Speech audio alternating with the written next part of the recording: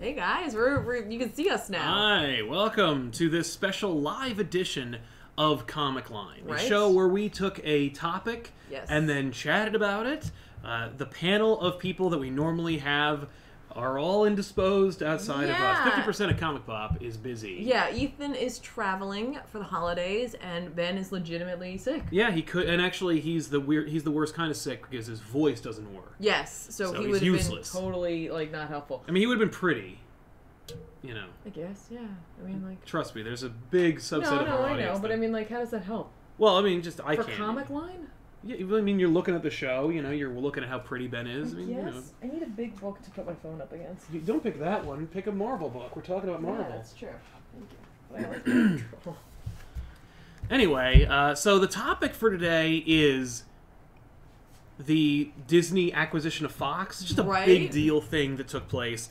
And so we really like to just jump into kind of like our excitement about it. We could talk about the antitrust problem, about how Disney's purchasing major properties and how like scary that is as a conglomerate and as an entertainment giant. The fact that Disney purchased Foxx around the same time that Netflix was losing all of their Fox properties, which means they were already planning it well in advance, and Disney was pulling a lot of their Disney properties at the same time so that they could in turn create their own Netflix competitor. And at the time it seemed like an unrealistic expectation of Disney to be like, yeah, I'm making my own Netflix with Mickey and the opposite of hookers. I'm doing a Bender joke, but you know, like, and it being like, I don't give a shit about that. Like, I don't want to watch that. And then it's like, oh no, Disney just purchased Fox and it has all of the Fox properties, which includes like all the Matt Groening creations and like X-Files and, you know, Aliens, Predators, everything. A lot of properties that don't fit with the Disney mold. Right, but I mean, look, Disney in the past has had other production houses that you don't necessarily even realize unless you pay attention to that kind of thing that they did.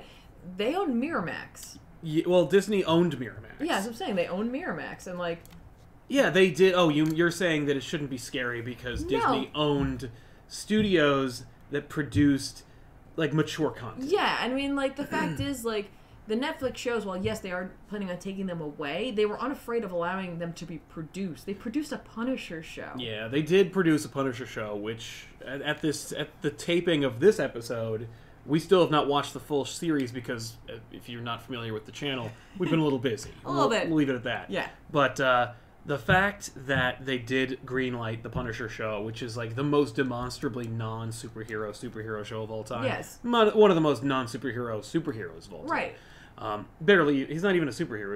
He's a vigilante. Yes, or it's very not Disney. Yeah, very anti-brand, very off-brand. But so is like Daredevil. I know. I mean, Daredevil at the core is like a pure-hearted Catholic superhero, but at the same time, like, that show is hardcore and not in keeping with the mouse brand. No, it's absolutely true, but I think that that Disney recognizes that just because they buy these things doesn't mean that it's going to fit in with the standard Disney brand. You feel that way? I definitely feel like that way. I definitely believe that they recognize that buying and acquiring new properties allows them to grow as a brand. I mean, even if you look at their parks themselves, you have like the Magic Kingdom, where it's just literally the Walt Disney brand. Like there it is. It's all there. It's just right out there on Front Street, right? Mm-hmm. Then you go over to something like Hollywood Studios, where they have like Twilight Zone, Tower of Terror, and like things that are a little more adult. Like, I feel like they recognize that there's more than just the mouse. You know what I mean? And the mouse certainly makes a certain amount of money. Right. And the Disney Channel makes a certain amount of money. Mm-hmm. And doing Disney movies makes a certain amount of money. Yeah. But there's a whole slew of people who grew up with the Disney brand and have still kind of bought into it.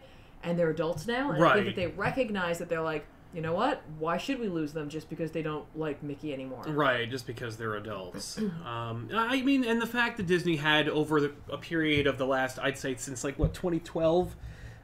Maybe 2000, like, whenever Tron Legacy came out. We're actually even further looking at, like, the Pirates of the Caribbean franchise. They're like, okay, well, we'll look inward and see if we can make some, like, more boy-friendly, masculine brands, right? Pirates of the Caribbean, and then Tron. Sure. Which both the first Pirates of the Caribbean and Tron Legacy, amazing outings and amazing attempts and amazing effort and Yeah. really, really solid properties that they couldn't spin into franchises because either they were unwieldy and terrible, like Pirates, or if they were just, they didn't perform as spectacularly as they were hoping, like Tron Legacy. Like Tron, definitely. But they both produced, by the way, Tron, man, just a quick shout out. Legacy is an amazing movie, and Uprising is an amazing show, both of which play with the idea of like maturity. But then when they acquired Marvel and they acquired Star Wars, they're like, okay, we're just trying to like maintain relevancy and make something that like boys, by and large, will buy and associate with our brand, right? And also maybe like you said, hopefully transcend the immature, or not like in a derisive way, but more like the immature, like the lower common denominator, like, you know, for kids kind of. Oh, certainly, and I think we will see some of that. I certainly think that we will see animated like things. I think we'll see things that are like the Disney Channel. Content. We're going to see that come out. We've seen it come out with Star Wars. We've seen it come out with some of the Marvel properties. Yeah, that's it's the thing. going to continue to happen, but I think we're not going to lose the adult. Like, I hope you're right, because I think I am, and the reason I think that is because they recognize where the money is. Right. Kids have a certain amount of money, but adults have more money. Yes, but and I got to tell you, hang on. Before we go on, I do want to mention that we do have a super chat. Okay. From the Red Samurai. So before we go too far, so let's put all our ideas on hold. Fair enough. Has ComicPOP seen X-Men Evolution? Yes. Yes, a long while ago. Yes, when the show was on. Mine was later on reruns. Style and similar, Spider-Man Homecoming, and it's great. Also produced by Marvel. So what's the... so that's what the movies might be like. Right. We're going to get into the MCU and how it looks with the Foxx acquisition. So. Also, which top 10 mutants do you guys want to see in the first X-Men film? I'll get into that in a little while. Yes, we will absolutely answer that. Yes. And I think we're going to have some similar ones and some very not similar ones. Oh, I look forward to finding out. Yeah, we'll see. But we will definitely answer that, not to worry. Thank you so much for your amazing super chat. Yeah, thank you. I really appreciate that. Thank you very much, man. No, but I really think that... for those wondering, this came up a bunch of times in this chat just in general. We went on our honeymoon. We went to Disney World. So part of us, we like to take a little credit for that acquisition. I think they knew we were there. And yeah, that happened while we were there, and man... They just knew that they didn't want us showing up in corporate, so... Yeah, they're roughing up some people. No. Although I gotta say, like, it was kind of quiet. Like, my phone blew up, but the parks were not very A lot of employees were very interested. They were very excited by this acquisition. But in general, what I was going to say was, I received a survey from them in which they wanted to know age and money that I made and where I went in the park and what I was interested in. Mm-hmm. I think Disney is well aware of who's going to their parks, where they're going, the experience. Like, they were very interested in what I did in Hollywood Studios, which is where Star Wars Land is going. Yes. They wanted to know where I spent my time. They wanted to know how my interactions were. Yeah, and probably where you spent your money. Right. So the fact is, Disney is, like, creepily well aware of where you are and what you're doing and what you're interested in. Yeah, and where you're willing to spend your money. Exactly. Which, again... creepy to some extent, where like they have an app, they were clearly tracing where I was in the park, where I was, like, what I was doing, where I was spending my time, but in a way that's good, because I think they're going to get an idea for the fact that, like, okay, for example, we were there and we stopped in and met Star-Lord and Groot. Yeah. Groot was great. Baby Groot was a great... Star-Lord could have used some work. A little bit of work. That was something they wanted to know about. Did they? They were interested in my experience there.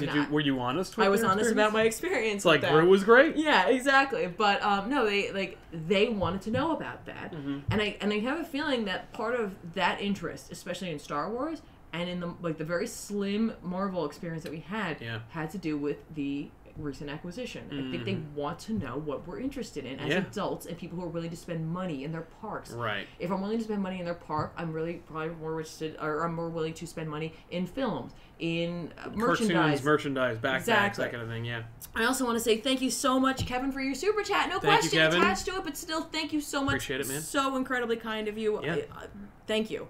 So yeah, the acquisition overall is scary when you're looking at the, like, antitrust situation and the power, the power and just the overall, like, controlling of the media. Yes. It's funny, on a side note, I remember people talking about I guess just people are thinking about acquisitions overall because of this big thing, and so the old 80s Jim Shooter Marvel almost bought DC conversation came up a couple times in my travels. Makes sense. And I remember in our own ComicPOP Facebook group, there's a thread where somebody mentioned, like, I feel like antitrust laws would have gotten involved in that, and I say nay. And the reason I say no is because I don't think the money is there enough for people to be worried about it. No, although at the time, I'm probably not. But now, it would be really messed up. And here's why. Disney could, theoretically, buy DC from Warner Brothers. They could. I don't think they will. I think they will. I don't think they will in the next 5 years. No, I also agree with that. But I think they could, and I don't think they will in terms of, like, be successful in it. But I think that they might consider it just to simply own all the superheroes. Like, literally... That's where I would get truly concerned, because here's the thing. Like, we're talking about the power of it all. Power, like, you've heard the adage, power corrupts. You know what I mean? Like... You might even say that it's already corrupt. Thanks. But you know what I mean? Like, the idea that you can't fail, you get too big to fail. And like, here's the thing, Disney is huge. Yeah. They're huge. They have so much... getting bigger. How much money they spent, and it was almost like they didn't blink an eye. No, yeah. They didn't blink an eye, which, to me, says they have plans already. Yes. Like, with Star Wars, when they bought Star Wars, the amount of money that was spent on Star Wars was like, oh my god, how could you just throw that out there? And then to buy Fox, it was like, oh, that was dwarf. Right, but like to buy Star Wars, they knew they already made the money back. I guarantee you, they projected how much they were going to earn exactly in the first year of acquisition from Star Wars, and we're like, I think they actually did a number crunch where they were like, I think they bought Star Wars for like what, between $4 and $6 billion. Yeah, and they anticipated making like $20 billion off of Star Wars in the first like 2 to 3 years. So. And it's like, we're talking about numbers that don't even really exist. Right, and in like a so, bank. we know they have projections, and the fact is, I'm sure we will see a gentle folding of this into what's going on with Marvel right now. Mm-hmm. But the fact is, Fox already has a couple of things that are in the pipeline that they're probably going to allow them to do. Yeah, oh no doubt. Well, just simply by virtue of the fact that they're shot. Right, we're seeing that Pixar is already putting out Incredibles 2. Yeah. And I don't think they're going to go back on that at this point. No. Although I'm sure Disney would love to just put Pixar immediately onto... You think? Because they've had Marvel for 5 years. Yes. And there has been zero good animated anything Marvel-related from Disney and any of their ancillary things. 6. That is barely a thing. It's barely a thing. It's such a barely a thing that it's, as I understand it, they're actually moving away from like they're actually severing Big Hero 6 from the Marvel pantheon. Yeah. Like, so if you will never see another Big Hero 6 Marvel comic again set in that universe. Right. So, but I think with the acquisition of mutants, it makes it a lot easier. Oh yeah. Well, because so many characters are mutants. Yes. Like, one of the first things you're going to see after this acquisition, and I don't want to get too scattershot, but like one of the first things we're going to see is the retconning of Scarlet Witch and Quicksilver. Oh, I'm sure. We're going to put them back into the mutant pantheon and going to make Magneto their father, because that's one of the things about Marvel, and it's one of like the strongest things about like one of the main criticisms for Marvel Cinematic Universe and Marvel in general is like they got weak villains, right? And they've got weak female characters. Right. And when I say weak female characters, I mean I don't necessarily even mean that like Black Widow's a weak character. I mean they don't have a lot of them. Well, you know, like they're not that are producing them, or you're not seeing their representation. We've got 2, right now, and because Wasp hasn't shown up yet. You've got Scarlet Witch and you've got Black Widow. And their powers are easy to produce because one has none and the other one makes vague red stuff. I will counter with the fact that Ragnarok introduced Valkyrie. Valkyrie, fair enough, yeah. We did lose Sif because she was on another project. Yeah. Which sucks. Sif didn't die. No, but I mean, like, she wasn't in the... We could have had Valkyrie and Sif. Yeah, but that would have been redundant and confusing for people. I got 2 powerful women in the same movie. Which one's going to sleep with Thor? All right, while you're having that conversation, I want to say thank you so much to Noah Botello. Thank you, man. For a super chat. Just wanted to donate a little to you guys for being awesome. Congrats on the wedding, and thank you for making me feel better after I lost my dog. Oh, I'm sorry, man. Losing a pet sucks. Yeah. I'm sorry, man. Thank you so much. I do remember... That's right. I remember you talking to you about it. And, like, it really does. It's, like, it's part of you. Yeah. Like, that the whole, like, the memories, all of it, it's all part of you, and it leaves a hole, but trust me, good memories fill it in. We know. We went through it.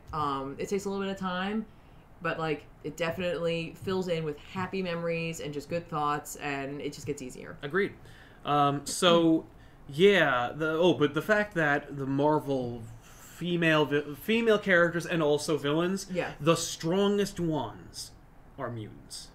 Yes, I mean you do some of them. Like, name the top 5 most popular / most powerful female characters in Marvel. Rogue, Storm. I know, but Jean I would also Grey. throw in She-Hulk and Captain Marvel / Ms. Marvel. I agree. Well, yeah, I would agree with that. And finally, they're making a Captain Marvel movie. Yes. Hopefully, the cinematic universe gets it right, because Carol's been through such a meat grinder of characterization that, like, I don't even know what version they're going to go with at this point. Hopefully Larson does a nice job portraying her, and hopefully there's a really, really solid scribe who gets the character or invents a new one, because honestly, Carol has been so messed up over the past, but like hopefully they can years. kind of coalesce it into something that's condense it into something pure, Yes. into a pure diamond product. Yes. Crush the coal into a diamond. Yeah. But She-Hulk, you can't get She-Hulk. She-Hulk's Universal. No, I know, but I mean, like, here's the thing: you could put She-Hulk in a movie. Yeah. They're never going to make She-Hulk movie. No, so you I'm can just make saying, She-Hulk. like, but you asked for powerful women. Yeah, listen, but 2/3 of them were mutants. Yes, I would also counter Hela, which we did see. Hela's a villain. Oh, but Hela's a villain. She's still a female character. I think she's incredibly powerful. Yeah, she's cool. She's cool, but she doesn't have a rich history. There's not a lot of Hela characters. There's not a lot of Hela stories. Death. You're not going to see Death. I'm just saying. You're going to see Hela instead. You're not going to see Death. Right, and Death's cool, but not a big character. And of course, I would also say like Clea. But nobody knows about her anyway. Man, that'd be cool. And Scarlet Witch. Which we already have. Yeah. You know what I mean? Like, Scarlet Witch, look, you can't deny that Scarlet Witch is powerful, regardless of what she is. She's technically powerful. She's very powerful. Yeah. I don't know if I care about her journey, but she is technically powerful. And by the way, not to disparage Olsen's portrayal of the character, it's just simply, I've never given a shit about Scarlet Witch. Sorry. But there you go. But, like, now that you have these mutants, you can do Magneto. You can have Magneto attack New York, and have and all that implies. You can finally have Apocalypse and do him right for once. You can have Mr. Sinister and do something really rad with that. You can have the Hellfire Club. I would love to see them attempt Mr. Sinister. I would love. Only if we have Jim Lee's design. Right? Only if we can go to the Savage Land. We can finally go to the Savage Land. That would be awesome. Yeah, that's the thing. Is now we can talk about, like, the potential. Well, hang on. Before we go into the potential, I want to say thank you so much to Muad Chali for your super chat. Glad to have you back. Congratulations, guys. Thank you. Hard. Oh. The potential, because here's the thing.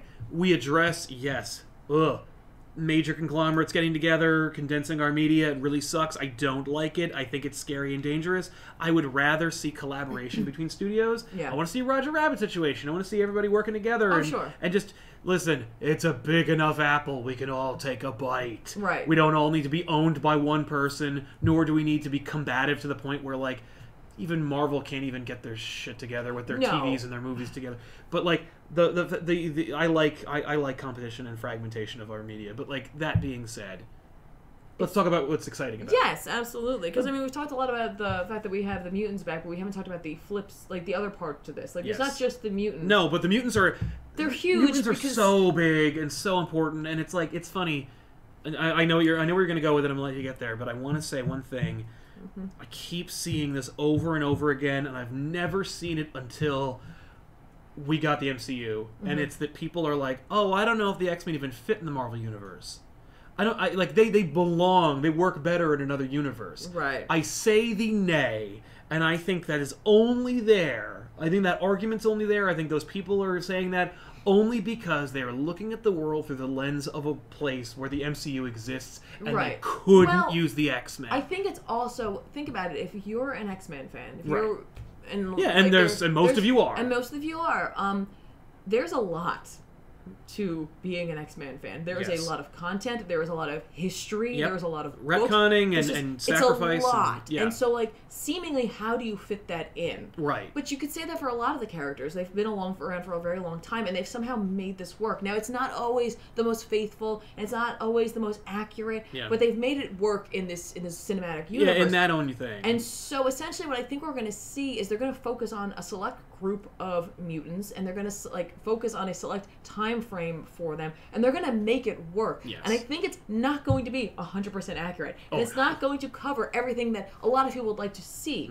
But I think they're going to somehow like find a way to make this all fit in. Exactly. I guarantee that there at least have been some writers who have already been thinking about this on the off chance it might happen. No like doubt. I guarantee, not guarantee, but I feel like they were probably like, we can't say this is going to happen, but I want you to start thinking about what if we got the X-Men back. Right, yeah. Like, what would you do? Where would you put them in? When Netflix started pulling their Fox properties, I'll guarantee, not guarantee, like you said, but like, yeah, I would also probably hedge my bets and assume that there were conversations internally being like, Feige, Phase 4 is going to be the Fantastic Four and the mutants. You're going to have to make all that work. I think when they saw the returns on the last few Fox Marvel movies that weren't Deadpool. Yeah. Or that were Deadpool. Well, with Deadpool, at least they were like, that was exciting. But I think with the other two, Disney looked and said, let's start thinking about this. Yeah. Because, like, what if? Well, yeah. Well, also, like, let's look.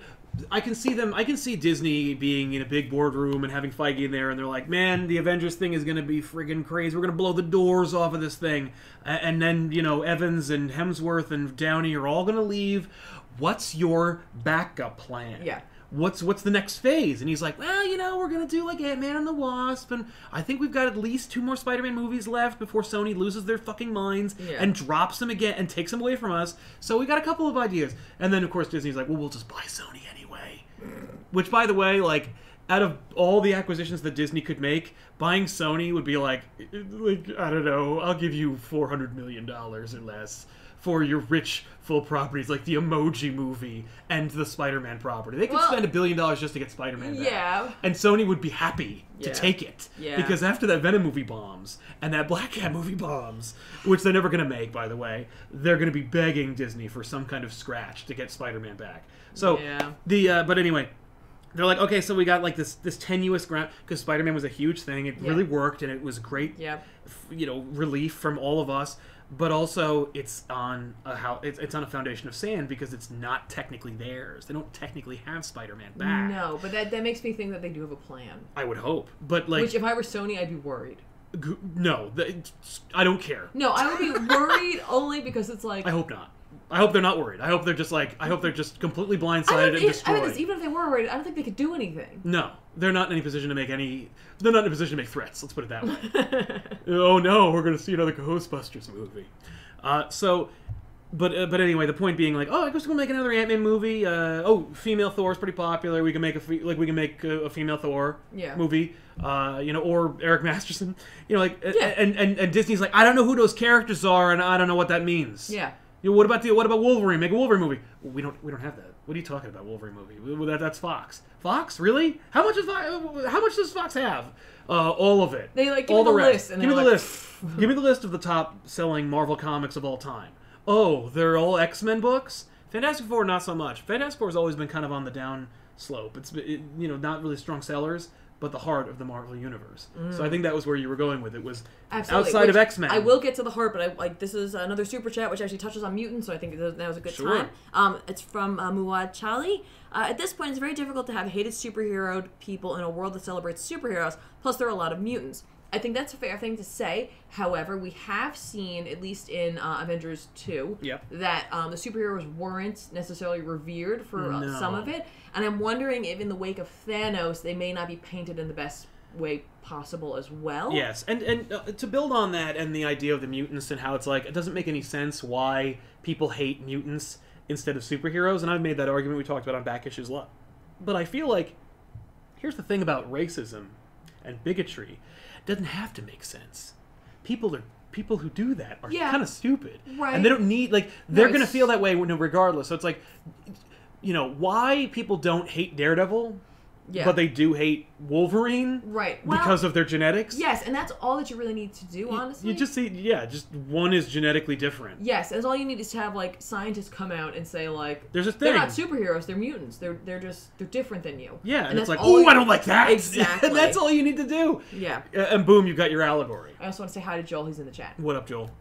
So but the getting heart back of Marvel. To the heart of Marvel, when you come down to it, granted we haven't seen them in quite a long time in their purest of forms, but And while, yes, it's a foundation of Marvel built on Spider-Man and inevitably the Avengers when they kind of pulled that together, but there's the first family in the Fantastic Four, and they haven't been a part of the cinematic universe ever. And they have had several movies. Some were fine, some were not fine at all. I don't think any of them were really fine. I think the very first one, I think people were just excited because it was a superhero movie and you had the Thing. And yeah. You know what I mean? It was like the excitement of it. Like, oh my gosh, there they are. It's the Fantastic Four. It's Marvel's first family. I really like the kid who played the Human Torch. He's a future. Yeah, right? But to have them back and to have what they bring with them, which is like, I certainly am excited to see that, like Reed Richards and Tony Stark and Peter Parker in a room together. Yes. Sure! I totally am excited for that. And I'm excited to see, like, Captain America interact with, like, any of them, honestly. With the Human Torch, whoever they get. With the Human Torch, but also with just, like, with Sue and the Thing. And I just want to see the Thing with a stogie. I'd love to see him talking with Cap. Talking to any one of them. Right? Like, it's so exciting. But on top of it, of course, you're going to get Doctor Doom. Yes. And Galactus. Yeah. And Kang the Conqueror. And which I know Joe must be excited about. Yeah. But, And Mark Waid, I'm sure, is very excited about. Right? But no, you're gonna get Doom. You get Doom. We can refer to Latveria, truly. We can refer to Doombots. We can just have a regular villain who they won't kill off. Yes. You can't kill off Doctor Doom like that. Yeah. But you'll also be able to have a galactic threat. Yes. Beyond Thanos. Right. You'll solve the Thanos problem. I hope they don't launch right into Galactus. No. I personally feel like you should go Doom because it won't... Here's the thing. The average movie-going person is going to go like, but you just fought the space guy. Right. There's another We're not purple going back space to guy? space. Like, yeah. Because it's like they're both purple space guys. That's the thing. Like, Marvel seems like hell-bent on space right now. And not Marvel Comics, but I mean, like, all the Marvel, like, ancillary projects, like, on TV and cartoons. Yeah. Like, every time I turn on Disney XD or any other, like... They're Guardians of the Galaxy, the Avengers are in space. I'm like, not all the stories take place in space. Although, if you are hell-bent on space, gee whiz... Finally having all of Marvel's cosmic world back together is like, thank God. Like, you finally have Annihilus and Galactus and, like, all of the Watchers together and the Skrulls and the Kree and just everything. Yes. Oh, the Shi'ar and the Phoenix Force and all that. Like, we could finally see the Shi'ar. We could see Lilandra. Oh, good. And Gladiator. And more exciting, we can finally see a decent Phoenix. Well, it's true. I'm sorry, but I don't think you're ever going to get that X-Men Phoenix movie.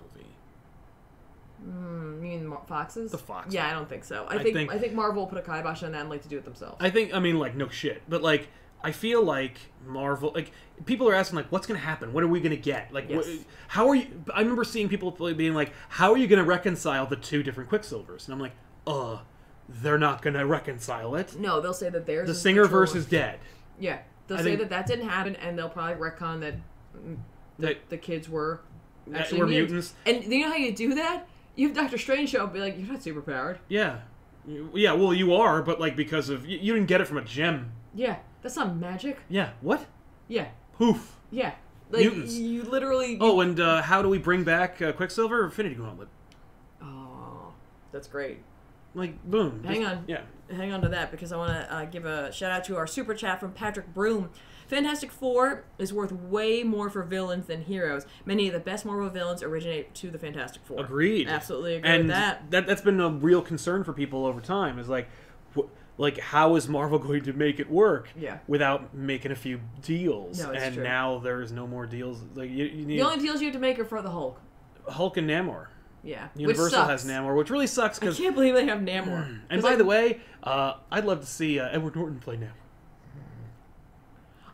Confuse the shit out of everybody. My pitch for Namor, it's you can't use it. You can't use him. You can't use him. But I was like, you know who would have made a decent Namor? Tom Hiddleston. He would have been amazing Namor, no question. He's got the attitude. He's got the look. He would have been great. And he's got that smirk. Yeah. Where it's like, you know, he's up to no good. Yeah. Right. Yeah. And it's funny because, like, the success of the MCU is really, like, measured by my excitement for things that, as a comic book reader, I was never excited about. Right? No. You know, like, there are only a handful, like, not even a handful, there's only, like, a couple of really good Galactus stories. There's only a couple of really solid Namor stories. And yet, when you're making movies that cost $200 million a piece, you can condense all of those into one really solid Namor movie or one really damn good Galactus movie. Yeah. You could, and by the way, like, you could end Infinity War or Avengers 4 with the teasing of Galactus without making him the big villain. You just remind everyone that it's out there, or you have the Guardian say something like, there's more than you think, or just you see Silver Surfer fly by and you're like, oh! I'm sure they will, because I'm sure they'd rather have the Avengers fight Galactus than the Avengers fight Doom, even though I think Doom is just as much of a threat. I think because he has like endless resources for some reason. Well, because he's a super genius and he's a monarch. Exactly, and he has magic, so I mean, like, he can do it all, right? And it would give them the opportunity to explore a different avenue than space. Yes, I would much rather see like just a thoughtful, intelligent Doom movie. And by the way, I guarantee you that Doctor Doom movie that they were talking about, dead. Yeah. Like, oh, I'm sure. Every single project outside of Deadpool 2, New Mutants, are dead. And I'm still want to put out there Christoph Waltz for Doctor Doom. It's a terrible idea. I would love to see that. But I would like to. He's just. Mr. Richards. Yeah, I'd take that. Right. I don't know who it would be. I think they'll do something more sinister, but I just think that's probably Tom really Hardy. Funny. But yeah, like I think that I think the excitement there is legitimate and earned because like, holy crap. And here's the thing. So Marvel movie side, well, we could talk about like some pitches and stuff, but like before we do, just going back to comics, because that's what this channel's all about. Yeah. I'm very happy to simply know that we don't have to pussyfoot around things that have been taken for granted over time. We don't have to marginalize the X-Men anymore. We don't have to pretend Fantastic Four is canceled because of sales anymore. Yeah. We don't have to not make New Mutants anymore. We don't have to Scarlet Witch anybody or House of M them. Like, we don't have to X-Men versus Avengers everybody. Like, we don't have to push the Inhumans anymore. Yeah. Which doesn't mean, like, look, you can still have the Inhumans, but it doesn't have to. But it doesn't have to be because they can't use mutants. Well, that's the thing, is that no one would push the Inhumans if it weren't for the fact that the mutants were being marginalized. The only time you have good Inhuman stories is when someone has a dynamite Inhumans pitch. Right, which is fine. Allow them to do that. Right, like Paul Jenkins' Inhumans is the one book that everybody points to as like, this is really good. Right. And it's because Jenkins was like, I got this book. And they were building Marvel Knights. And he's like, I got this solid fucking story about the Inhumans. Boom, there it is. That's it. Yeah. And that's the platform for all good Inhuman stories afterwards that like Charles Soule did and stuff. But like, there are way more bad Inhuman stories than there are good Inhuman stories. Sure, I mean, look, anytime you force someone to have to write something because they can't use something else, like... Oh, you like Civil War 2? The creativity is going to be lost. Yes, or at least it's going to be obvious that there's some... Like, it'll porg it up. Because, like... Yeah. Yeah. Porgs. But yeah, no, but the comic... And that's the thing that really kills me, because Disney doesn't give a shit about comic books, or about comic book publishing, or about book publishing, or about what makes good comics, or about how to make the comic book industry better. They don't care. They did not buy Marvel Comics to publish books. No, but they do recognize that from those books comes the ideas for their movies. But I think they're like, yeah, but how many are there? Thousands of issues? Yeah, we're good then. You can make shit for the rest of the existence of this company. Yeah. Because we can mine all the stuff that people either have a nostalgia for or that are simple enough to be repurposed into movies. We're good. We've basically purchased an IP farm. Yeah. The fact is, that has always been frustrating to me, that like movies influence my comics for some fake, made-up reason. And it's because they think, and they've always thought this, even before... one company owned all of Marvel outside of a company called Marvel, that like for some reason if there's a movie based on a comic book, the comic book has to reflect the changes that were made in the movie. Right. And it's just so frustrating.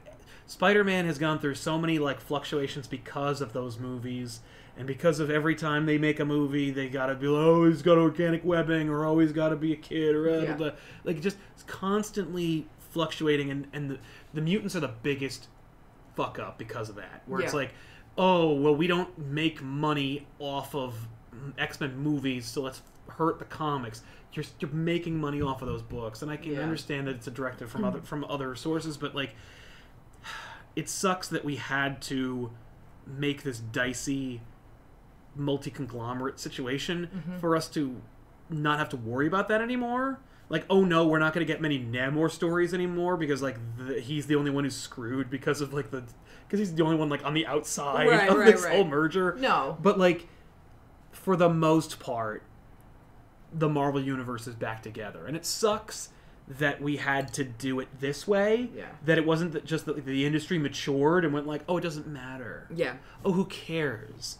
Like, but yeah, and it sucks that we had to do that. But I'm very happy on like a personal level that at the very least Marvel can look like itself again. Yes, and because like, I was worried that we were in a place, not to interrupt, but like I was really worried we were in a place where like we're just going to compartmentalize the Marvel universe and send it packing. Just like we can't do Daredevil books anymore because Daredevil's not technically connected to the Marvel Cinematic Universe anymore because we don't have this good communication between our TV and our movies. So like maybe Daredevil will be in its own universe or something. Like no, and like but part of me, okay, so when we look at the comics from that angle, first of all, I'm hoping that we've heard that Marvel Comics says they're going to relaunch, and not relaunch, but they're trying new things, they're trying to bring things back to where they were, and part of me wonders if it's because they knew this was going to happen. I mean, they were definitely on the inside track. Right? The fact that, like, there were so many cancellations this week. Yeah.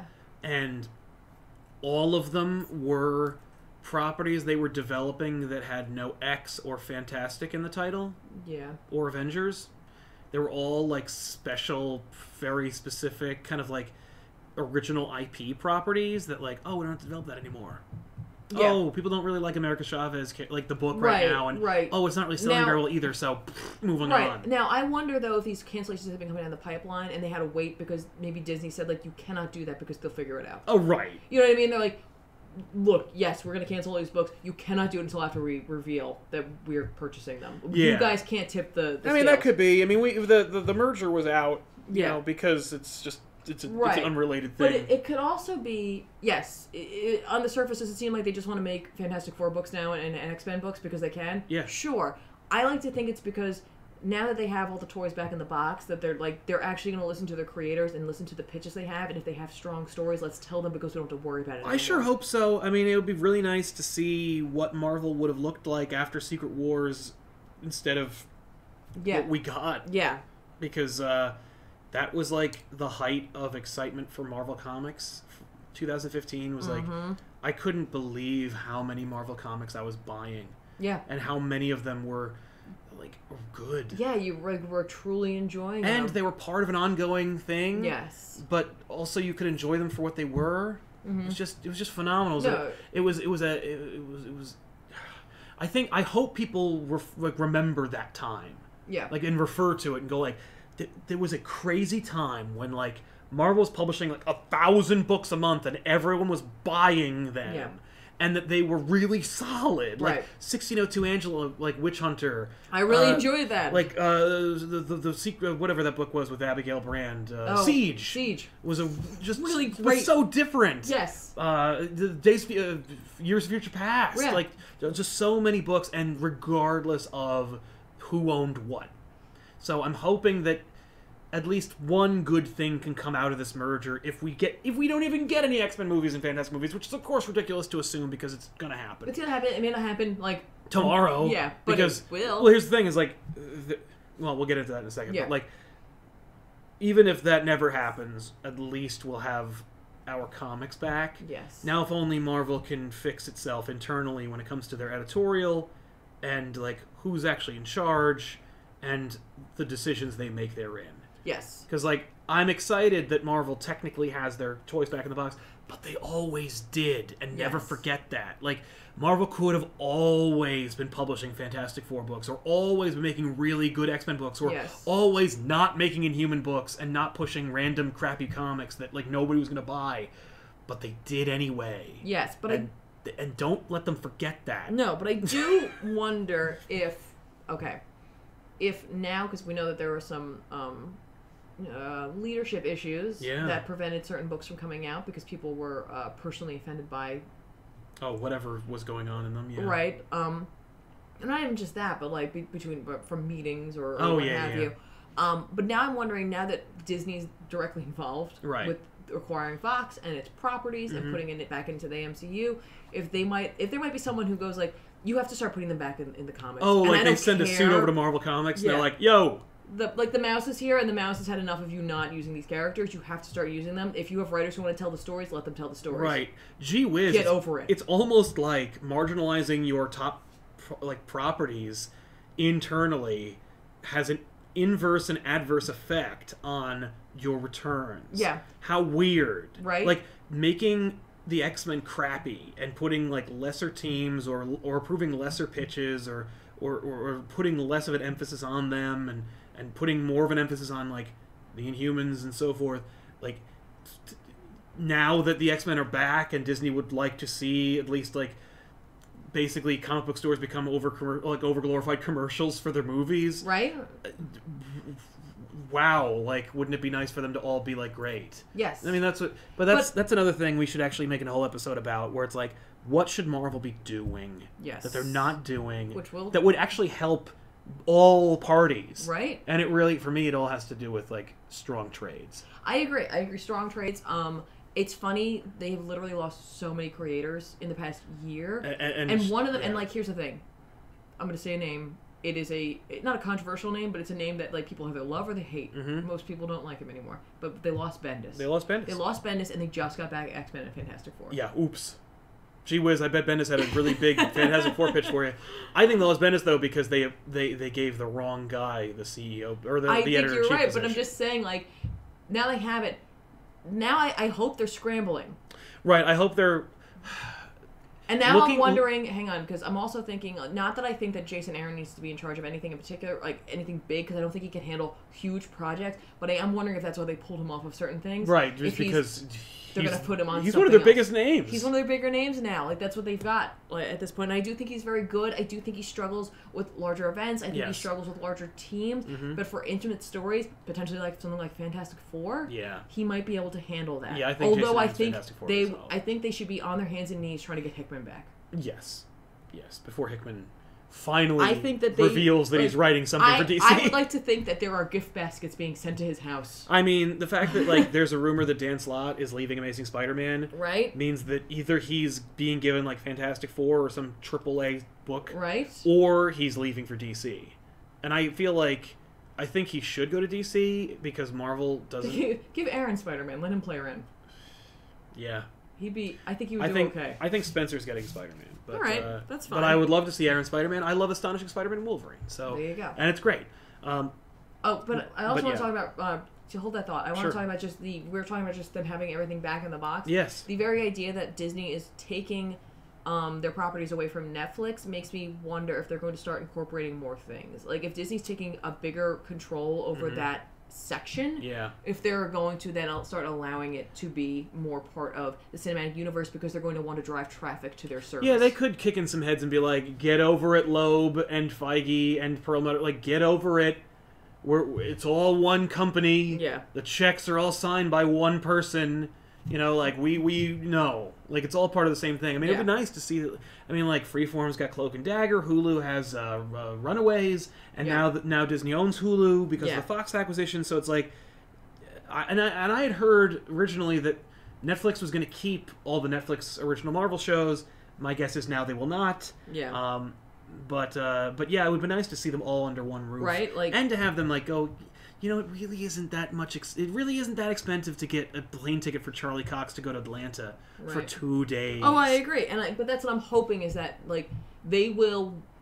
The business element or end of it will be like, you should be cross promoting. Right. Yeah. Exactly. Now that we own it, we want to start putting them in the movie. So maybe like you know, there's like a little bit of like a back and forth where, like, the Marvel, because Disney bought Fox, now Marvel Comics can be complete, and now that Marvel Comics can be complete, maybe the Marvel Cinematic Universe should be complete. Exactly, because we're not promoting Netflix anymore. We're promoting ourselves, and we want to do that. So maybe we make the new Avengers. Yeah, maybe that would be great. Yeah, actually. You could immediately start New Avengers. Like, New Avengers 5 could literally be Luke Cage, Spider-Man, Wolverine, Iron Man, or whoever they replace Iron Man with, and Spider-Woman. Yep.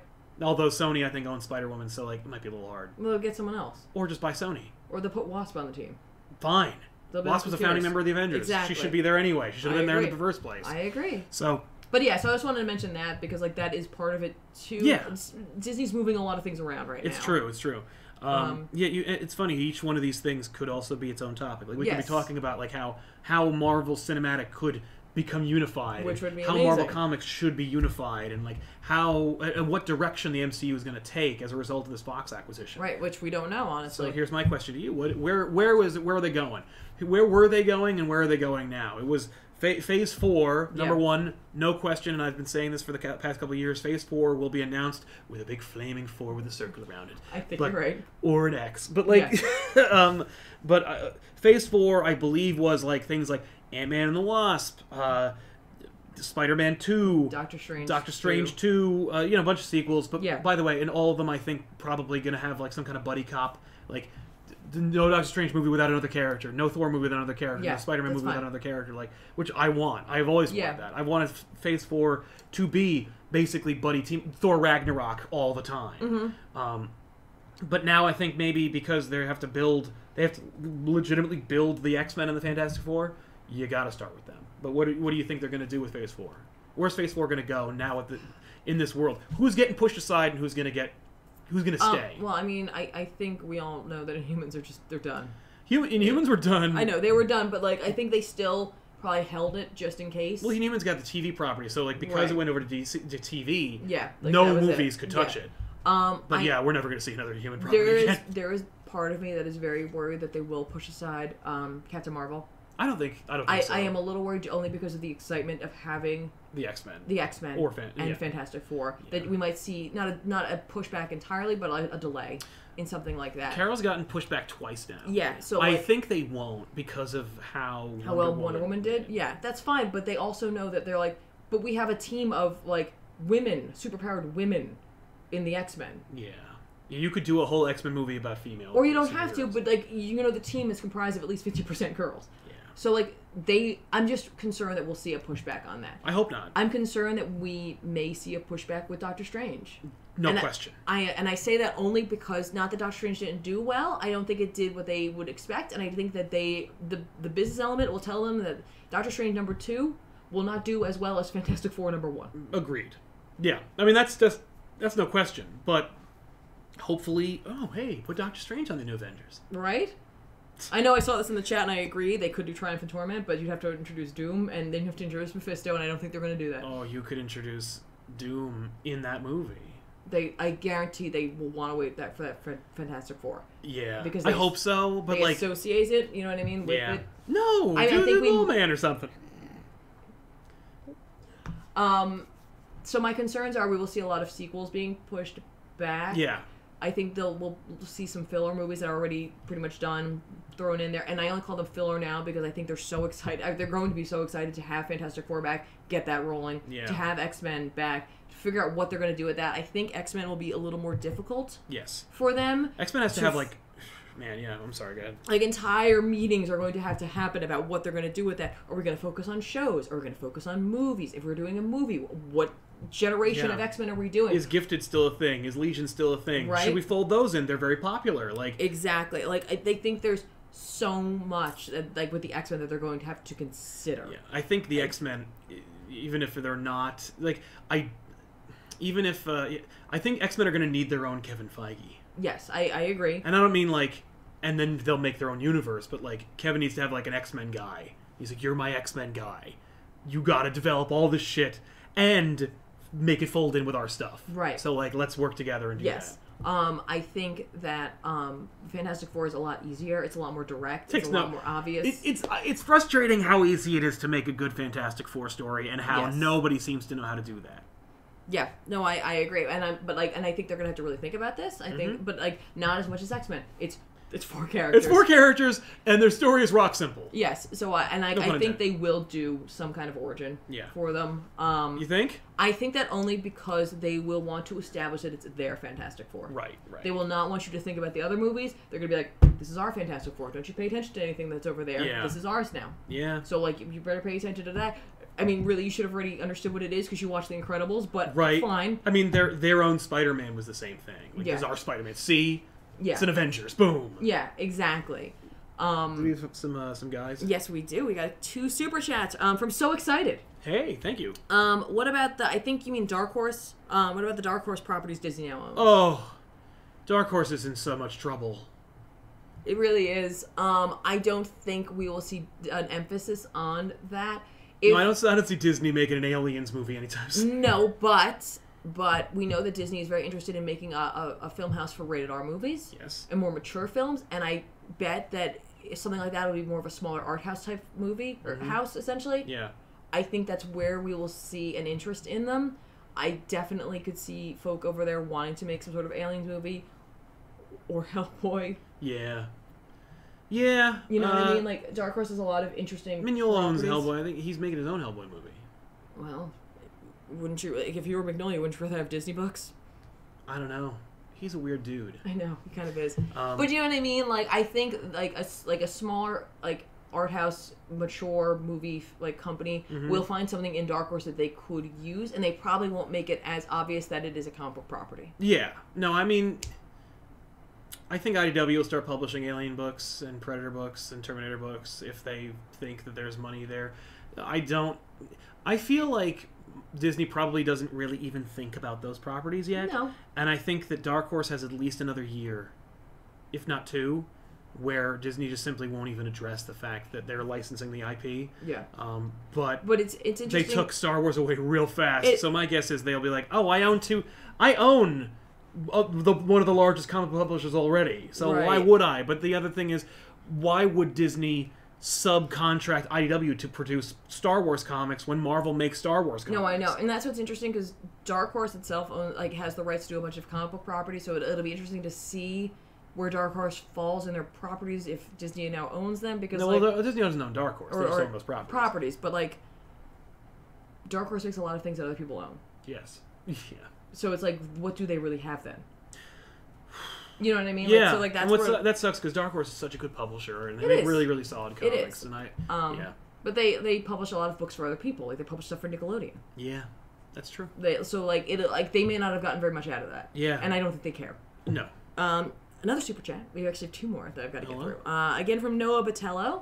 Hey. And by the way, I love your avatar, because it's Barbara from I Kill Giants. Oh, nice. Introduced Johnny Storm as a new kid at Peter's school in Spider-Man 2, and the post-credits scene is Johnny bringing Peter into the Baxter building. That'd be cool. I like the idea of him being involved in a Spider-Man movie, or like the Fantastic Four. I think I would like to see them, like the Fantastic Four being a little older, so I'd love to see Peter getting his Future Foundation letter. Yeah, I would love that.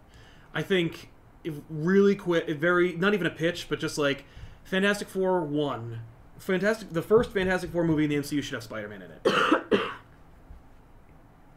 Okay.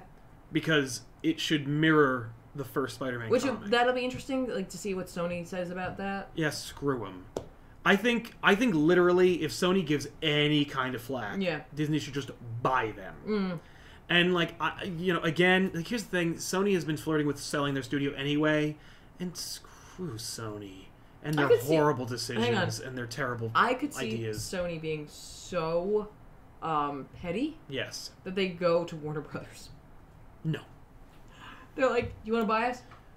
Warner Brothers like, I don't have any money for that. Yeah, but they would lose the Spider-Man for. I think there'd be some kind of weird thing. Yeah. Because it's not like DC's gonna make Spider-Man movies. No, DC wouldn't, but Warner Brothers isn't owned by DC. Yeah. DC's owned by Warner Brothers. That would be a real problem. But anyway, also, the Red Samurai says, thank you for your super chat. Will we see Brotherhood of Mutants or Magneto's acolytes? The latter were awesome in X-Men Evolution. Gambit Colossus introduced as villains was cool. It's a great idea. I don't know what they're going to choose to do with X-Men in the MCU. I think if they were smart, they would do like a quiet, intimate story. Like they would do something kind of like minimal, where it's like it's either an internal conflict or like a very like God Loves Man Kills, like something where it's like it's a very, very basic but very powerful and very like character driven story that gets to the heart of the characters and the universe without like getting too big and getting too unruly. The last thing that the MCU needs is like a $250 million X-Men movie. I agree. I think a lot of it's going to come down to, I would like to see them explore their own Netflix service that they're making. Sure. I would personally like to see like an Exiles show. Oh, yeah. Like, I think that works great as a show. Yeah. I think that... Well, it does. It was when it was called Sliders. I know! But that's what I'm saying. Like, I think that could be really fun, and it would attract not only comic book fans, but also like that kind of science fantasy. Yeah, the Doctor Who crowd. Yeah, like, it's just another gateway to move into it, and you can utilize characters that normally would not show up in the movies, though we did see some of them more recently than I would have expected. Mm-hmm. I personally think that inevitably they will introduce Wolverine. I think they should wait. And I only say that because Hugh Jackman did such a good job. Yeah. And I think that is... It is so unfortunate that they got it now. Yeah.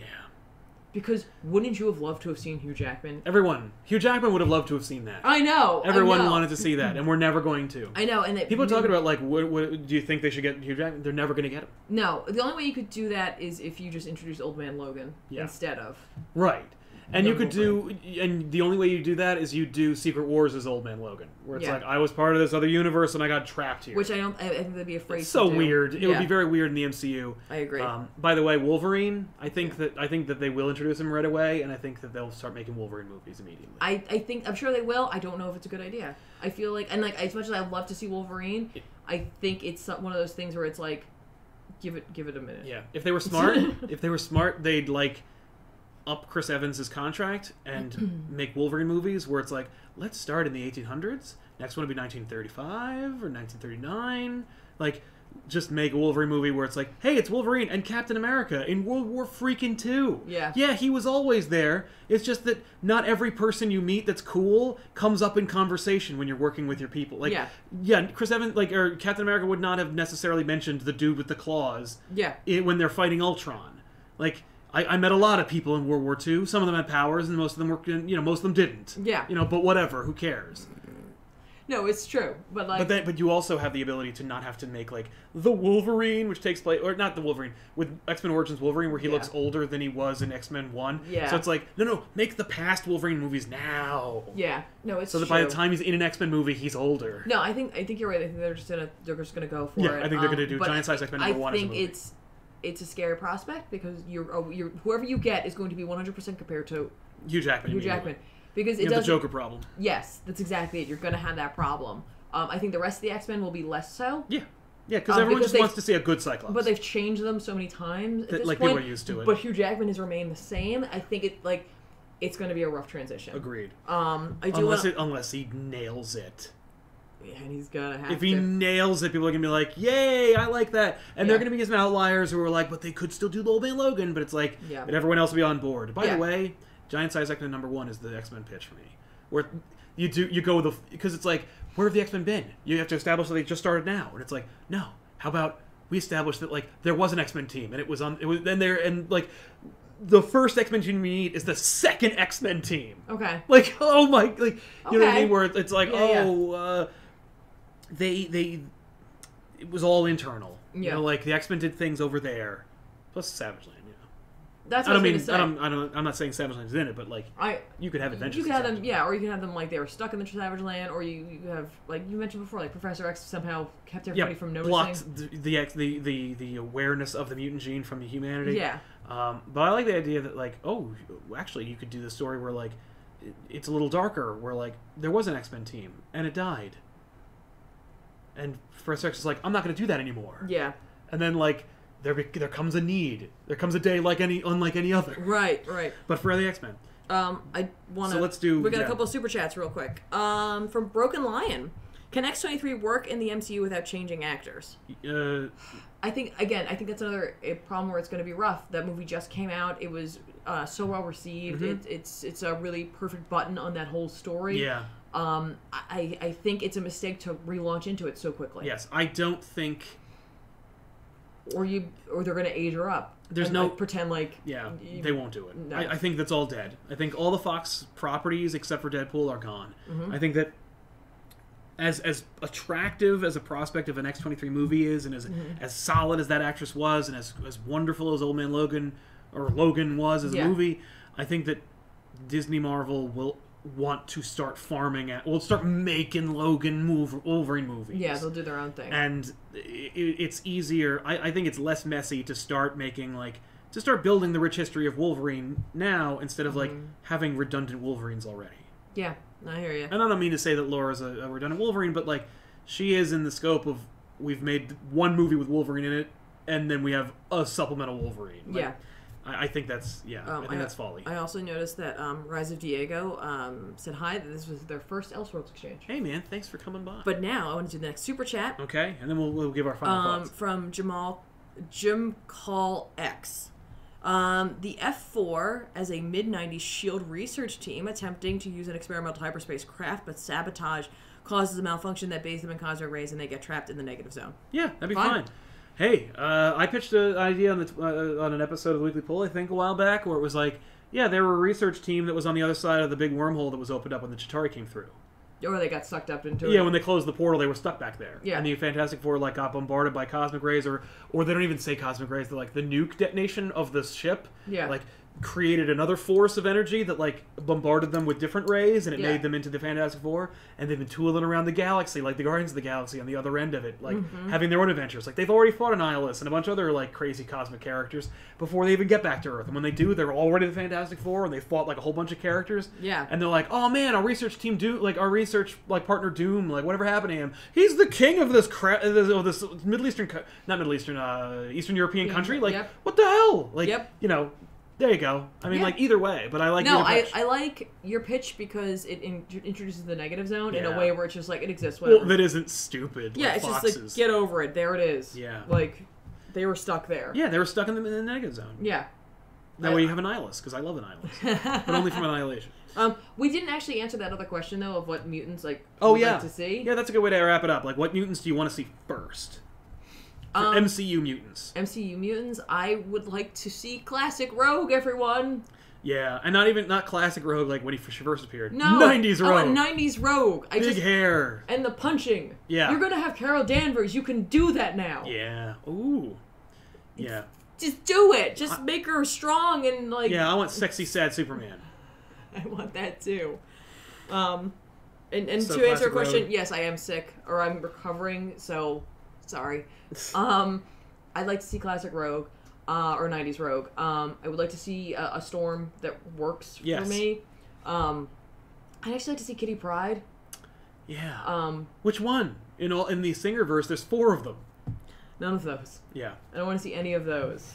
I'd like to see any of her comic versions. She could even be more mature, more of a teacher at the Xavier School. That would be fine with me. Yeah. I'd like to see Iceman. Because we haven't. I mean, we had the other Iceman. No, but he didn't really. He didn't act like Iceman. No, I'd like to see Iceman. I'm a fan of Beast. Yeah. But I want Blue Beast. I don't want Kelsey Grammer Beast. I want Blue Beast. Yeah. Short and the whole thing. Yeah, I like that Beast. I'd like to see a good Gambit. I know it's not possible. Oh, that isn't played by Channing Tatum? Yeah. That'd be great. Or Taylor Kitsch. Yep. Would really like to see that. Yeah. Yeah. You could literally just do Jim Lee's X-Men. You could literally just do the animated series. It's the X-Men everyone knows. Yeah, that would be fine. And Professor X, you're obviously going to see that no matter what. You're obviously going to see Jean Grey. You're obviously going to see Cyclops. Yep. They're not going to not do those. So I don't want to... You could. But they're not going to not do them. No, that's true. Yeah. Yeah. Yeah, those are the mutants you want to see the most? Those are some of the mutants I'd like to see. I'm sure there are many others, but I'd like to see really strong versions of those characters. Just get them right. Yeah, I agree. Just get them right. Yeah. As far as I go, I really want to see a cool I want to see David Cockrum Nightcrawler. I want to see Colossus. I want to see Colossus, great. And I really want to see what they do with Wolverine. I know that that's so cliche to be like Wolverine, but I want a really cool, short, angry, not feral, but this wounded warrior Wolverine who's just I don't give a crap about anything and just drink beer and smoke. If we're gonna do Savage Land, I'd also like to see Sauron. Ooh, yeah. Because why not? Because why not? Pterodactyl Man. Right? Hypnotic powers. Not? That'd be awesome. And there are a lot of great villains too that'll be phenomenal to see that I wouldn't count as X-Men. Sauron being one of them, really. But there's so much you could do if they just could get it right this time. Like, just accept the fact that they're comics. Yeah, it's okay, and embrace it. It's all right. Just go for it. Like, it's a comic book. Do it. Well, just do the things that worked. Yeah. Take all the stuff that worked and just do that. Yep. It's popular and iconic and enduring for a reason. Yeah. These things, these basic tenements of what make the X-Men who they are, work for a reason. Exactly. You know what? Magneto looks rad in that cool helmet. Don't be afraid of it. Right? We got 2 more super chats. One from Mod King Mopey. Hey, Mopey. Hey, what up, man? Dazzler is clearly the correct answer. Dazzler with my dazzle powers. You know what? They could do a really cool Dazzler. And I'm sure they will. I have no doubt that they will work on something with Dazzler. As long as she doesn't look like Comic Book Girl 19, I'm fine with it. And then from Kevin Little, one final congratulations on the Sal Tiff merger. Thank you very much. Yes, it was a good acquisition. I was wrong there or not. That's not one more. From Mr. DC Comics, thank you so much for your super chat. No comment, but thank you so much. Yeah. I find it ironic that Mr. DC Comics popped in on our Marvel conversation. I appreciate it, though. Thanks for crossing over. From Demos Tumble, Gladiator Calark. Yes. My brain. I want to see Gladiator, although I just want to see the Sheetar. Right? Yeah. That'd be awesome. Yeah. You know who I want to see? Abigail Brandt. Yes, and now we can. Yeah. I was so worried. So, by the way, Disney, anytime you want to give me a call, I'm up for it. You'll dye your hair green. I'll totally dye my hair green. Yeah. I would love to be Abigail Brandt. Yeah. That'd be amazing. Just a, sassy, cranky, overworked, woman. Yeah. Yeah. With a furry fetish, apparently. Fine. She loves Beast. I don't care. Hey, listen. Hey, he used to be a man. It wasn't like... He's still a man! It's not like just he's that he has fur. Yeah. Poor Lockjaw. The only thing everyone liked. I mean, look, there are so many mutants that they could do. That's the thing, is that there's thousands of these characters. And I think everyone has a favorite. Who doesn't want to see Fitzroy? They're gonna be a handful, let's be honest. They're gonna do a handful in the movie. Bishop. Oh my god, Bishop! You could literally do... I mean, they did, but, now you could get the harmonica. No, you could do real Bishop. Where Bishop just shows up and you're literally... Oh my god. You could Terminator X... The first X-Men movie is just... embraces all the bullshit. It's like, oh man, the world hates and fears me, and I want to bang this girl, but she can't bang me because she doesn't like me. I'm from the future, and you're gonna kill the senator. What? Yeah, that's right. I'm gonna kill you with my future laser. And what the fuck is happening? Right? We should call the Avengers. No, don't call the Avengers. They're all dead from where I'm from. The only people who are relevant are you guys, and I'm gonna kill one of you. Oh, it turns out I've been duped by Mystique. Another great character that'd be super cool to see that isn't Jennifer Lawrence. It doesn't look like they're asleep half the time, miserable. Yep. That'd be really fun. Also, they could wear the cool costume that is actually good. I know. I'm looking forward to that. Again, I still think Mr. Sinister could be awesome. I really don't, but yeah. I think they could make it work. You and Rob, I probably. Whatever. I think that would be fun. It would be totally different. Yes. If they could make it work, then Disney has put their brand on it. Yes. Their Abigail brand. Which would be you. Tiffany for Abigail brand. That's me. Totally want that. But thank you guys for hanging out. Any final thoughts about the Disney Fox merger / what this means for the MCU? I think it means good things overall. I hope it means good things. We've seen Disney have restraint on certain things. They've had Ghost Rider. We haven't seen them do anything really with him. No, except for the S.H.I.E.L.D. show. But you know what I mean? He's everyone's favorite thing about that show. But you know what I mean? They have gotten certain things back and they haven't done anything with them immediately. Yeah. I feel like they hopefully are more of a look before they leap kind of company. Yeah. Where they have built themselves up, especially with Feige at the helm of the MCU. I think that if he needs help, he'll tap someone in. He's not afraid to communicate with creators, with the comics industry itself to see what's going on to some degree at the very least, to have certain creators on set. Not initially, yeah. Now he does though, especially with what he's just acquired. Yeah. I like to think that we are going to see not only some very exciting movies, I think we're going to see some good shows hopefully come out of this. Hopefully they can strengthen that whole pantheon because their TV shows haven't been the strongest. Except for Gifted and Legion. Right. But those are great. Yeah, but they were... Oh, yeah, but they were Fox's. Yeah. So I'm just saying, their stuff that they own hasn't been particularly great because I feel like they have been afraid to utilize any characters because they felt like they had a limited pot. Now they have so much more. I think they'll be less afraid to try different things. Yeah. And to expand themselves. Maybe we'll see something with Moon Knight now. Maybe they won't be afraid to go for it. No, you're going to see Moon Knight in the show. Yeah. I think that at the end of the day, It means good things. I saw a lot of concern. Not a lot of concern. I saw somebody concerned where they were like, now that they have these big tentpole franchises back, they're not going to focus on smaller characters and like characters that deserve the MCU or the Netflix treatment that because they have like 1,000 X-Men to choose from. And it's like, I think not. And I think the reason is because they still developed Ant-Man. Yeah. And they still made Spider-Man Homecoming like kind of small. And I think that just because you're making an X-Men movie doesn't mean, you're working on this X-Men movie over here, but that movie won't come out for another 2 years. Yeah. You got 2 years worth of a blank slate where like you can put some really cool little projects in there. You can make a couple of movies. You can make like a Pulsar movie. You can make like a Nova movie. But they're not. I don't think they'll go that deep a dive right now. Honestly. No, but you never know. But like, if they want like a major like director or something, like if like Ryan Johnson wants to make a really killer like Nova movie, yeah, like they'll be like, oh shit, okay, fine, as long as you direct the next Avengers movie. Right. And they might do that. But I think honestly, with them pulling not only Fox in, but also pulling away from Netflix, which is sad to me because I thought they did phenomenally there. Well, I hopefully they'll keep the same people who are working on those programs exactly wherever they go. Right. It just feels like they're taking a step back in a way and having to reassess the direction they're going. Which I think they needed to do no matter what. Agreed. And I hope that this is a great step forward for them. I hope so. Yeah. I hope we don't see muddling. I hope we don't see them making snap decisions. We haven't really seen that yet. No. Even if they've made some movies that not everybody's a huge fan of, you know what I mean? Like they made them on their terms, and they made them like the only and they don't apologize. They just make their films. Yeah. No, it's true. And things are tied together. Yeah. Like at least in the films. Well, and even in the shows, like people don't like Iron Man 2. Right. I happen to love Iron Man 2, and I love everything that happens in that movie. But even though by and large folk don't like Iron Man 2. Justin Hammer's still making weapons for bad guys in S.H.I.E.L.D. Yes. They're still like, no, that happened. That worked. They still referenced Anton Banco in both the Sharon Carter show Peggy Carter show, and in S.H.I.E.L.D.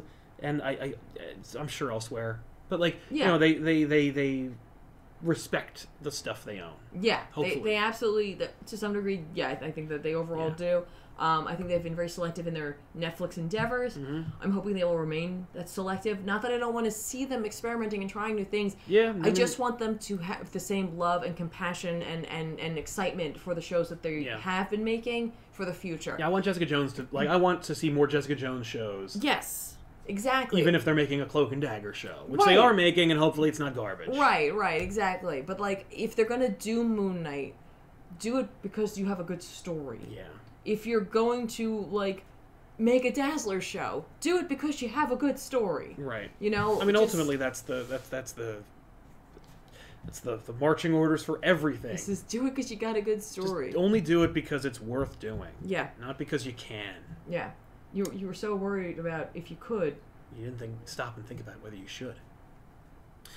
Anyway, thanks a lot for hanging out with us in this episode, and we'll see you guys next time, hopefully with another one that we do live. This is a lot of fun. I'd like to bring this in, try this out. I had a really, really good time. But we'll chat you guys later, and of course, thanks a lot for hanging out with us. Yeah. And if you are new to the show, welcome. You are now officially part of the population. That's right. And so check us out, subscribe, like, and we'll see you next time. And if we don't see you, there's some holidays that have already going on, and there are some coming up, so happy holidays to everyone. Yes, and here's to 60,000 subscribers. And a new year. New year, best year yet for ComicPOP, I think we'll see. Yeah. I hope so. This past year's been great. It has been. Yeah, despite the fact that it hasn't been great for everything else, it's been great for ComicPOP. So. Yeah.